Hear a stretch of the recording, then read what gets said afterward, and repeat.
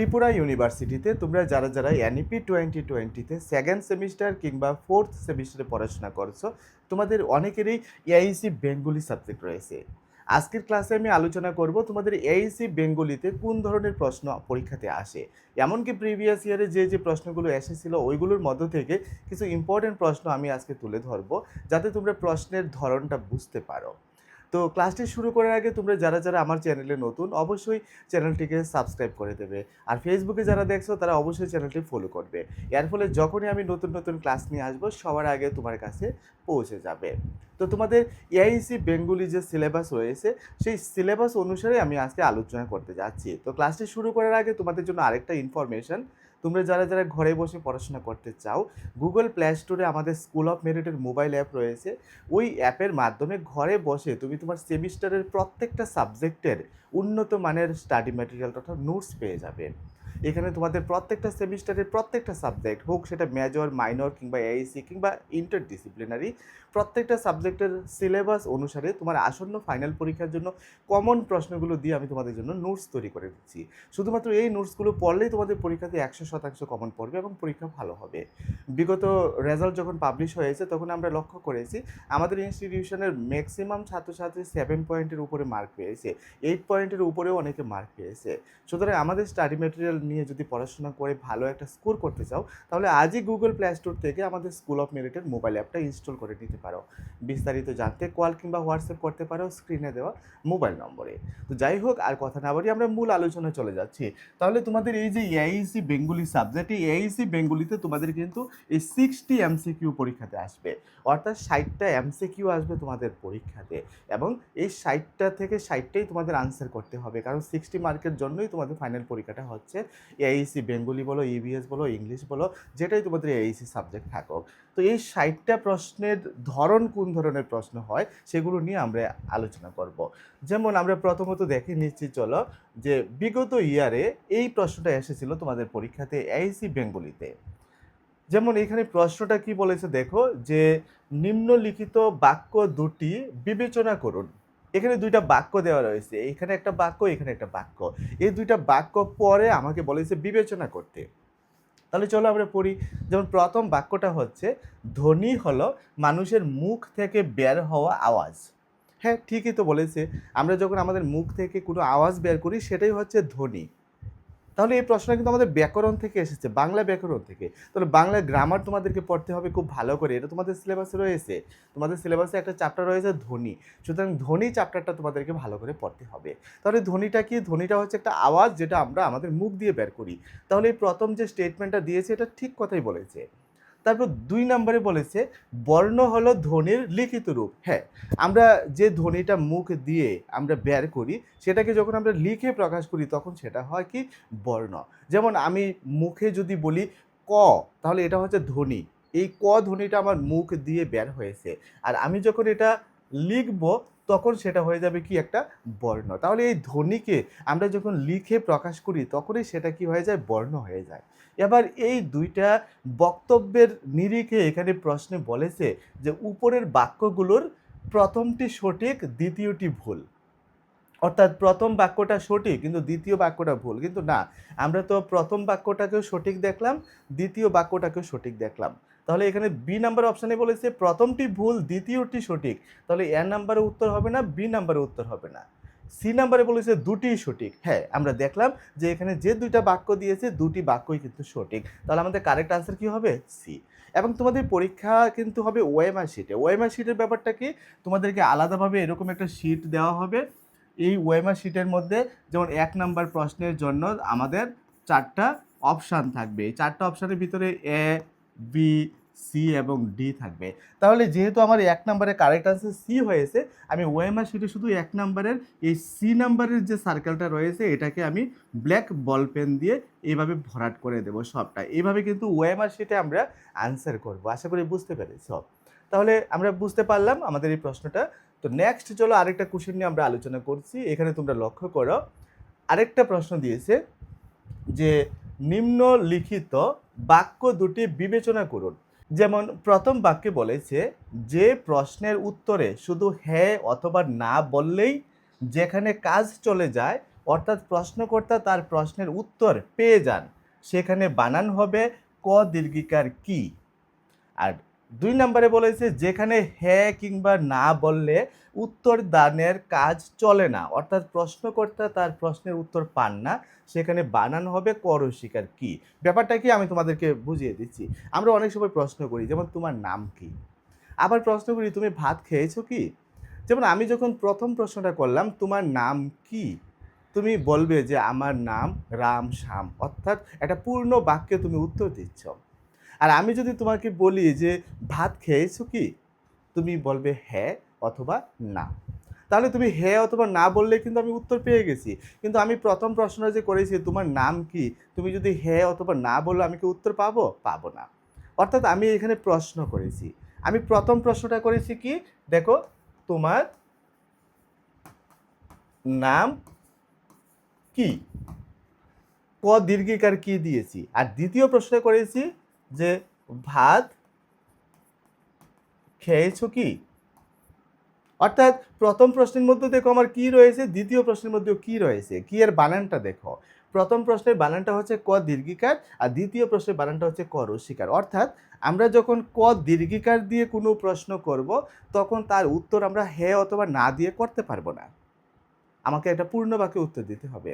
আর যখন আমরা রস্বীকার দিয়ে প্রশ্নটা করব, করস্বীকার কি, তখন হ্যাঁ অথবা না দিয়ে কিন্তু আমরা উত্তরটা করতে পারছি। তাহলে আমার এখানে প্রথম স্টেটমেন্টে বলেছে যে প্রশ্নের উত্তরে শুধু হ্যাঁ অথবা না বললেই যেখানে কাজ চলে যায় সেখানে বানানো হবে ক দীর্ঘিকার। তাহলে ভুল কথা, কিন্তু এটা ভুল, প্রথম বাক্যটা ভুল। কারণ ক দীর্ঘিকার কি দিয়ে প্রশ্ন করলে হ্যাঁ অথবা না দিয়ে আমরা উত্তর পাই না। আর 2 নাম্বার স্টেটমেন্টে বলেছে যেখানে হ্যাঁ কিংবা না বললে উত্তরদানের কাজ চলে না, অর্থাৎ প্রশ্নকর্তা তার প্রশ্নের উত্তর পান না, সেখানে বানান হবে ক রসিকার কি। না, তারা উল্টা কথা বলেছে। তাহলে আমার প্রথমটাও ভুল, দ্বিতীয়টাও ভুল। তাহলে এখানের মধ্যে থেকে আমরা কারেক্ট আনসার চুজ করব। প্রথমটা সঠিক, দ্বিতীয়টা ভুল, না এটা না। তারপর প্রথমটি ভুল, দ্বিতীয় সঠিক, এটাও না। দুটোই সঠিক, এটাও না। তাহলে কারেক্ট আনসার হবে দুটি ভুল। অর্থাৎ আমার প্রথমটাও ভুল, দ্বিতীয়টা ভুল, তারা উল্টা কথা বলেছে। সুতরাং এটা হবে আমাদের কারেক্ট আনসার। আশা করি বুঝতে পেরেছ। এবার চলো আমরা চলে যাই আমাদের নেক্সট প্রশ্নে। এই প্রশ্নটাও এসেছিল বিগত বছর, আমরা শুধু প্রিভিয়াস ইয়ারের প্রশ্নগুলোই আলোচনা করছি, তাহলে আমরা বুঝতে পারবো আমাদের প্রশ্নের ট্রেন্ডটা কি, মানে কোন ধরনের প্রশ্ন পরীক্ষাতে আসে। যেমন এখানে দেখো একটা প্রশ্ন বলেছে যে নিচের কোন বানানটি শুদ্ধ, তার মানে আমাদের শুদ্ধ বানান জানতে হবে, শিখতে হবে। শুদ্ধ বানান শিখলে আমরা বুঝতে পারবো কোন বানানটা শুদ্ধ। যেমন এখানে যে বানান এসেছে, যেমন দেখো অগ্রহায়ণ, অগ্রহায়ণ, অগ্রাহন, তারপর অগ্রায়ণ, অর্থাৎ একটা মাসের নাম। এখানে মাসের সঠিক বানানটা কি হবে?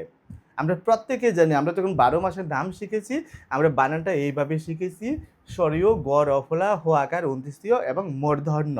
দন্তান্ন দিলে ভুল হবে, এখানে মূর্ধন্য লাগবে, তাহলে হবে অগ্রহায়ণ। তাহলে বি নাম্বার হচ্ছে আমাদের কারেক্ট আনসার। এইভাবে তোমাদের ভাষা জ্ঞান থাকতে হবে, শব্দ জ্ঞান থাকতে হবে, শব্দের সঠিক বানান জানতে হবে, তাহলে তোমরা এই ধরনের প্রশ্ন পরীক্ষাতে আসলে অবশ্যই তোমরা আনসার করতে পারবে।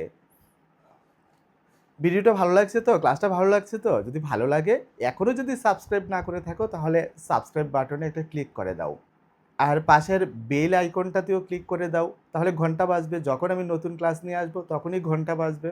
আর আরেকটু যদি সম্ভব হয় একটা শেয়ার করে দাও, আরেকটু সম্ভব হলে একটা লাইক করে দাও। তো চলো আমরা নেক্সট প্রশ্নে চলে যাই। নেক্সট প্রশ্নে বলেছে হজবরল। এই কথাটা কি আগে শুনেছো? হজবরল আমি কিন্তু অনেক শুনেছি, সেই ছোটোবেলা থেকে আমি অনেকবার এই হজবরল কথা শুনে এসেছি, আশা করি তোমরাও শুনে এসেছো। এই যে হজবরল, এটা সঠিক অর্থ কি? এই প্রশ্নটা এসেছে তোমাদের প্রিভিয়াস ইয়ারে। তাহলে এই হজবরলের সঠিক অর্থ কি হবে? চাটুকার হবে, না অতি ধীরগতি হবে, না কুটিলতা হবে, না বিশৃঙ্খলা হবে? তোমরাই বলো হজবরলের সঠিক অর্থ কি হবে? আমি তো জানি হজবরলের সঠিক অর্থ হচ্ছে বিশৃঙ্খলা। অর্থাৎ আমি বই খাতা যদি টেবিলে ছড়িয়ে ছিটিয়ে রাখি, ঘর যদি অগোছালো রাখি, তার মানে আমি বলতে পারি যে হজবরল অবস্থায় রয়েছে আমার টেবিলটা, আমার ঘরটা। আশা করি তোমরা বুঝতে পারছো। এবার চলো আমরা নেক্সট আরেকটা প্রশ্ন দেখি, যে নেক্সট প্রশ্ন কি এসেছিল। এখানে আরেকটা প্রশ্ন এসেছে, লক্ষ্য করো, যে রাম স্কুলে গেল। রাম কোথায় গেল? রাম স্কুলে গেল। এটি কোন ধরনের বাক্য? এই যে রাম স্কুলে গেছে, এটা কোন ধরনের বাক্য? এটা হচ্ছে আমাদের প্রশ্নটা। এটা কি যৌগিক বাক্য, না জটিল বাক্য, না সরল বাক্য, নাকি মিশ্র বাক্য? ফার্স্ট অফ অল তোমাদের বাক্য সম্পর্কে ধারণা থাকতে হবে কোনগুলো সরল বাক্য, কোনগুলো জটিল বাক্য, আর কোনগুলো যৌগিক বাক্য।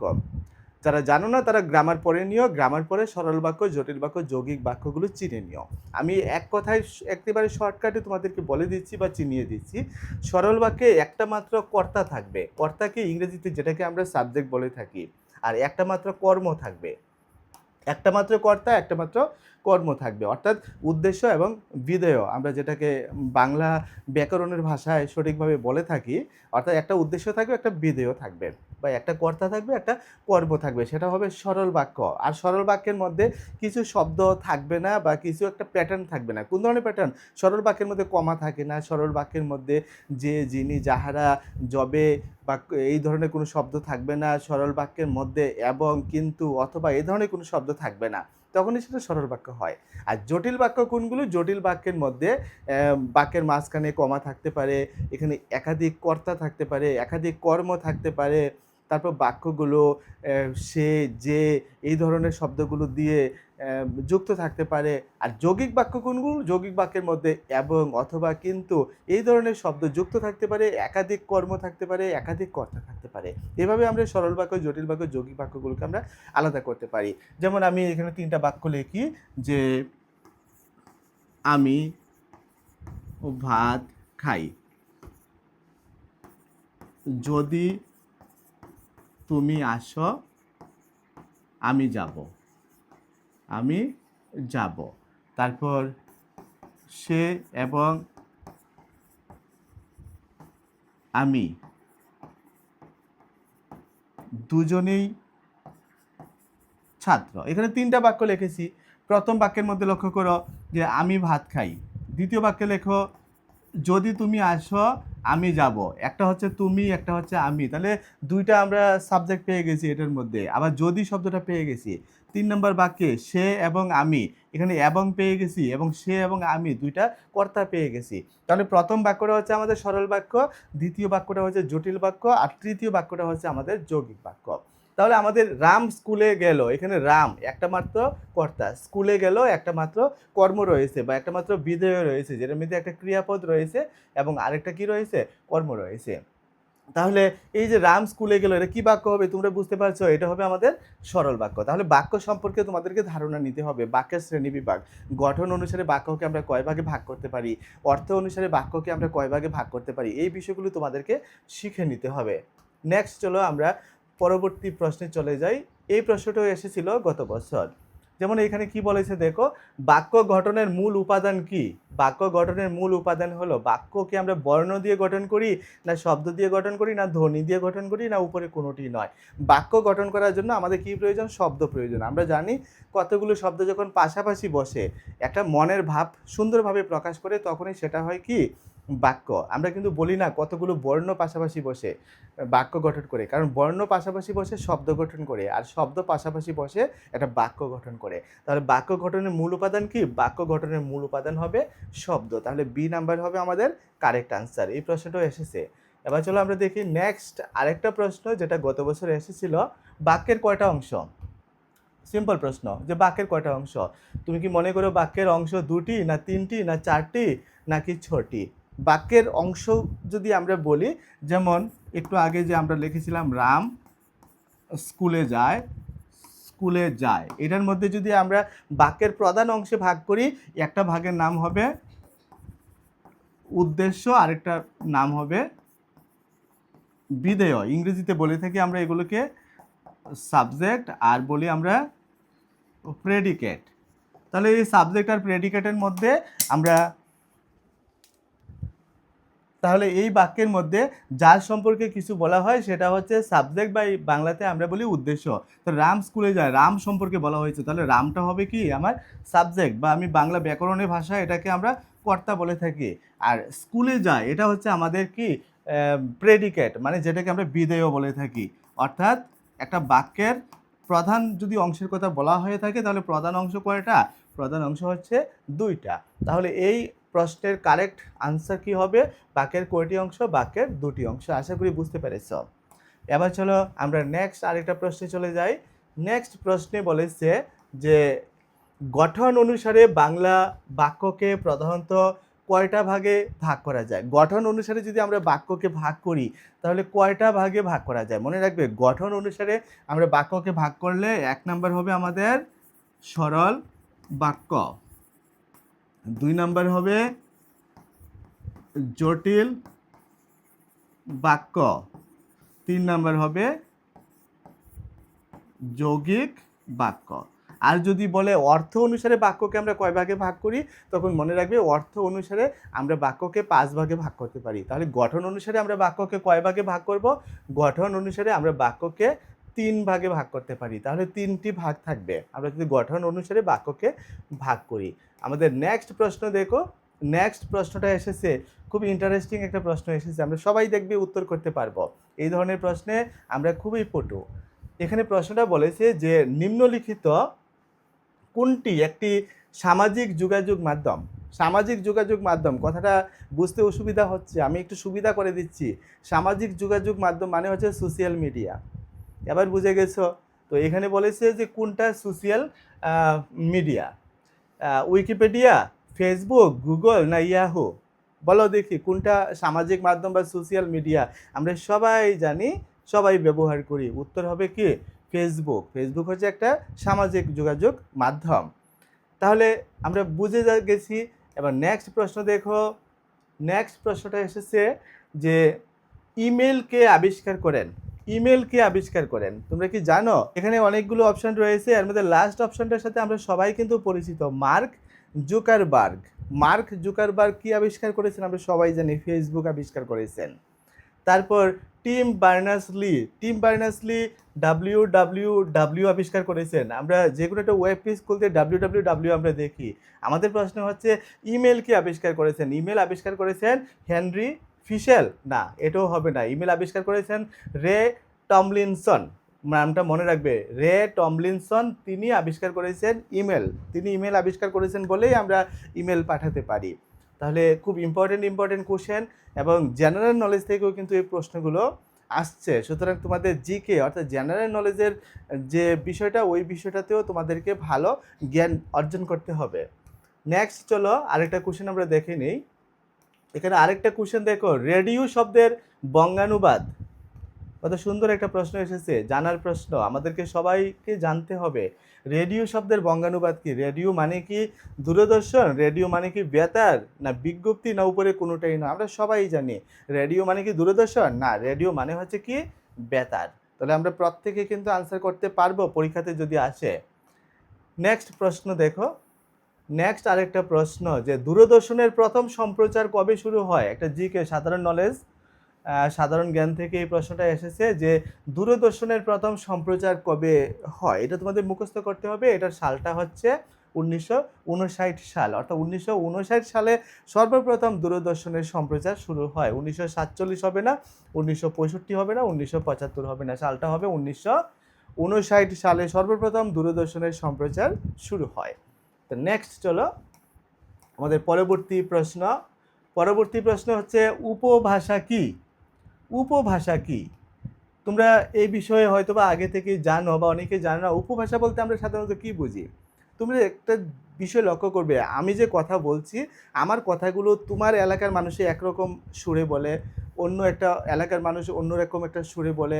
আমরা যদি বাংলাদেশে যাই ওইখানে গিয়ে দেখবো তারা অন্যরকম বলে। আমরা যদি ময়মনসিংহ যাই ওইখানে গিয়ে দেখবো তারা একরকমভাবে বলে। অর্থাৎ একই ভাষা, এই ভাষাটাকে অঞ্চল ভেদে বিভিন্ন মানুষ বিভিন্নভাবে বলার চেষ্টা করে, অর্থাৎ প্রত্যেকের একটা আঞ্চলিক ভাষা থাকে। ওই বিষয়টাই হচ্ছে উপভাষা। তাহলে চলো এবার আমরা দেখে নিই। উপভাষা বলতে সাধারণত একটা ভাষার আঞ্চলিক রূপকে বোঝায় যা একটা নির্দিষ্ট এলাকার মানুষ ব্যবহার করে থাকে। না মূল ভাষা থেকে কিছু ক্ষেত্রে আলাদা হয়, না এর নিজস্ব কিছু বৈশিষ্ট্য থাকে, না উপভাষা সম্বন্ধে উপরের 3টি বাক্যই সঠিক। দেখো, যদি এখানে উপরের কোনোটি নয় অপশান থাকতো তাহলে কিন্তু আমরা একটা অপশান বেছে নেওয়ার চেষ্টা করতাম। যেহেতু এখানে বলেছে উপভাষা সম্বন্ধে উপরের 3টি বাক্যই সঠিক, সুতরাং আমাকে কিন্তু বিচার করে দেখতে হবে এই 3টা বাক্য সঠিক কিনা। প্রথম বাক্যটা সঠিক, তোমরা বুঝে গেছো, কারণ এটা একটা আঞ্চলিক ভাষা যেটা একটা নির্দিষ্ট অঞ্চলের বা এলাকার মানুষ ব্যবহার করে। 2 নাম্বার, মূল ভাষা থেকে কিছু ক্ষেত্রে আলাদা হয়। অবশ্যই মূল ভাষা থেকে আলাদা হয়, কারণ মূল ভাষাটা আমরা যেরকমভাবে বলি এই ভাষাটার মতো হুবহু কিন্তু উপভাষাগুলো থাকে না, একটু ব্যতিক্রম হয়, একটু ভিন্নতা থাকে। তাহলে বি নাম্বারে সঠিক। এর নিজস্ব কিছু বৈশিষ্ট্য থাকে, অবশ্যই উপভাষার নিজস্ব কিছু বৈশিষ্ট্য থাকে। তাহলে এ বি সি তিনটাই সঠিক উত্তর। তাহলে আমাদের কারেক্ট আনসার হবে এক্ষেত্রে ডি, অর্থাৎ উপভাষা সম্পর্কে উপরে যে বৈশিষ্ট্যগুলো বলেছে বা উপরের যে বাক্যগুলো বলেছে তিনটা বাক্যই কি সঠিক। আশা করি বুঝতে পেরেছ। চলো নেক্সট আরেকটা প্রশ্ন। এই প্রশ্নে দেখো যে সমাজ ভাষা হলো, সমাজ ভাষাটা কি? আমরা সমাজ ভাষা বলতে কি বুঝি? এখানে বলেছি দেখো এ নাম্বার অপশানে যে ভাষা এবং সমাজের মধ্যে সম্পর্ক নিয়ে আলোচনা করা। ইয়েস, সমাজ ভাষা হচ্ছে ভাষা এবং সমাজ, ল্যাঙ্গুয়েজ অ্যান্ড সোসাইটি, এই দুইটার মধ্যে রিলেশনশিপ কি ওই বিষয়টা নিয়ে ডিসকাস করে বা আলোচনা করে। বি নাম্বার বলেছে ভাষা ব্যবহারের সামাজিক প্রেক্ষাপট বিশ্লেষণ। হ্যাঁ, ভাষা আমরা কিভাবে ব্যবহার করব এটা সামাজিক প্রেক্ষাপটটাকে বিশ্লেষণ করে সমাজ ভাষা। সি নাম্বার ভাষা এবং সামাজিক পরিচয়, সামাজিক স্তরবিন্যাস এবং ভাষার পরিবর্তনের মধ্যে সম্পর্ক অধ্যয়ন। হ্যাঁ, এই বিষয়টাও হচ্ছে আমাদের সমাজ ভাষার মূল বিষয়। তাহলে এখানে তিনটা যে অপশন দিয়েছে তার মধ্যে সঠিক অপশানটা হবে সমাজ ভাষা সম্পর্কে উপরের তিনটা বাক্যই সঠিক। তাহলে ডি নাম্বার হবে আমাদের কারেক্ট আনসার। নেক্সট চলো আমাদের পরবর্তী প্রশ্ন। দেখো রেকটিফাই, এই রেকটিফাইয়ের বাংলা পরিভাষা কি? রেকটিফাইয়ের বাংলা পরিভাষা বলতে বাংলা অর্থ, তার মানে তোমাদের পরিভাষা পড়তে হবে। পরিভাষা খুব গুরুত্বপূর্ণ একটা চ্যাপ্টার বাংলা ব্যাকরণে। এই পরিভাষার মধ্যে গুরুত্বপূর্ণ কিছু ইংরেজি শব্দ রয়েছে যেগুলোর বাংলা অর্থ তোমাদেরকে শিখতে হবে, জানতে হবে। তাহলে এই গুরুত্বপূর্ণ ইংরেজি শব্দগুলোর বাংলা অর্থ তোমাদেরকে শিখতে হবেই। আর এই গুরুত্বপূর্ণ কি কি শব্দ রয়েছে, অনেক শব্দই তো রয়েছে, এগুলোর মধ্যে কোনগুলো গুরুত্বপূর্ণ তার জন্য অবশ্যই আমাদের স্কুল অফ মেরিটের অনলাইন প্ল্যাটফর্মে তোমাকে আসতে হবে, আমাদের কাছে নোটস নিতে হবে। কারণ পরিভাষার উপর আমাদের কাছে নোটস রয়েছে, যে নোটসগুলো পড়লে শুধুমাত্র এই শব্দগুলো থেকে এই পরিভাষা চ্যাপ্টার থেকে কিন্তু পরীক্ষাতে আসে। তাহলে তোমাদের ভালো করে পড়তে হবে। তো রেকটিফাইয়ের বাংলা পারিভাষিক শব্দ কি? আমরা রেকটিফাইয়ের বাংলা অর্থ কি? রেকটিফাইয়ের বাংলা অর্থ কি সংশোধন করা, না উপস্থাপন করা, না গণসংযোগ করা, নাকি একঘেয়েমি? আমরা প্রত্যেকেই জানি এই রেকটিফাই মানে যখন কোনো একটা কিছুর মধ্যে ভুল থাকবে এই ভুলটাকে যখন আমরা সংশোধন করে দিই তখন আমরা বলে দিই যে এটা রেকটিফাই করে দেওয়া হয়েছে। তাহলে এটার কারেক্ট আনসার হবে কি? কারেক্ট আনসার হবে এ, অর্থাৎ সংশোধন করা। তো এই প্রশ্নগুলো নিয়ে আমি আজকে তোমাদের সামনে এসেছি। তো তোমরা প্রশ্নপত্রের ধরন বুঝতে পেরেছো, প্যাটার্ন বুঝতে পেরেছো। অবশ্যই তোমাদের সিলেবাস থেকেই তোমাদের প্রশ্নগুলো আসে। এখানে যে টপিকগুলো নিয়ে আলোচনা করেছি প্রত্যেকটা টপিকই তোমাদের সিলেবাসে রয়েছে। আর এই সিলেবাস অনুসারে আমার কাছে সম্পূর্ণ নোটটা রয়েছে, স্টাডি ম্যাটেরিয়ালটা রয়েছে, প্রত্যেকটা চ্যাপ্টারের নোটস। সুতরাং এই নোটসগুলো পড়লে তোমাদের এই 60 মার্কে থেকে 60 মার্কেই তোমরা পরীক্ষাতে পারবে। তো আশা করি আজকে ক্লাস তোমাদের অনেকটাই হেল্পফুল হবে। তোমরা অনেকে সিলেবাস জানতে না বা প্রশ্নের ধরন জানতে না, আজকে ক্লাস থেকে কিন্তু তোমরা সম্পূর্ণ বিষয়টাই বুঝতে পেরেছ। তো যাওয়ার আগে আবারও একবার বলছি, যদি আমাদের অনলাইন প্ল্যাটফর্মে আসতে চাও, মেজর মাইনর ইন্টারডিসিপ্লিনারি প্রত্যেকটা সাবজেক্টের শর্ট সাজেশন নিয়ে পড়তে চাও, কারণ পরীক্ষার বেশি দিন বাকি নেই, সামনেই পরীক্ষা। এই অল্প সময়ের মধ্যে তোমাদের সম্পূর্ণ সিলেবাস পড়ে হবে না, তোমাদের সাজেশন প্রয়োজন। যদি ছোট্ট সাজেশনে পড়াশোনা করতে চাও, যেমন আমি আমার সাজেশনে 10টা 12টা কোশ্চেন দিয়েছি, তার মধ্যে থেকে মোস্ট ইম্পর্ট্যান্ট 5টা 6টা 7টা প্রশ্ন আমি স্টার দিয়ে দিয়েছি, যেগুলো থেকে পরীক্ষাতে অবশ্যই আসবে। যদি আমাদের এই শর্ট সাজেশন নিয়ে এই অল্প সময়ে পড়াশোনা করে ভালো রেজাল্ট করতে চাও, তাহলে আজই গুগল প্লে স্টোর থেকে আমাদের স্কুল অফ মেরিট অ্যাপটা ইনস্টল করে নাও। আর বিস্তারিত জানতে কল কিংবা হোয়াটসঅ্যাপ করো স্ক্রিনে দেওয়া মোবাইল নম্বরে।